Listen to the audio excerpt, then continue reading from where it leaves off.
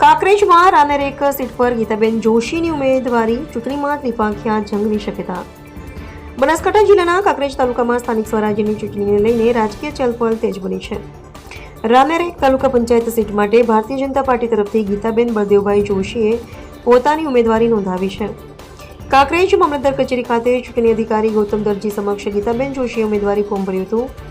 આ પ્રસંગે તેમના ટેકેદારોમાં ગીતાબેન મુકેશભાઈ સાથે પૂર્વ સરપંચ મૈતુબા જાદવ, કાંજીભાઈ દેસાઈ, અમૃતભાઈ દેસાઈ, મોતીભાઈ દેસાઈ, અલ્પેશસિંહ જાદવ અને સિદ્ધાર્થ બળદેવભાઈ જોશી સહિતના સમર્થકો ઉપસ્થિત રહ્યા હતા. ઉમેદવારી નોંધાવ્યા બાદ ગીતાબેન જોશીએ પોતાની જીત અંગેની વિશ્વાસ વ્યક્ત કર્યો હતો. જોકે કાંકરેજ તાલુકામાં હજુ સુધી ભારતીય જનતા પાર્ટી દ્વારા સત્તાવાર ઉમેદવારોની યાદી જાહેર કરવામાં આવી હતી.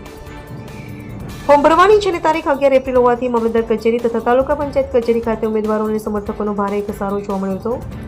આ વખતની ચૂંટણીમાં કાંકરેજ તાલુકામાં ત્રિપાંખિયો જંગ જોવા મળવાની શક્યતા વ્યક્ત થઈ રહી છે, જેના કારણે ચૂંટણી રાજકીય રીતે વધુ રસપ્રદ બનવાની છે. ભાઈ જોશી, હું ગામ રાનેરમાં એકમાં ઉમેદવારનું ફોર્મ ભરાયું છે ભારતીય જનતા પાર્ટીને.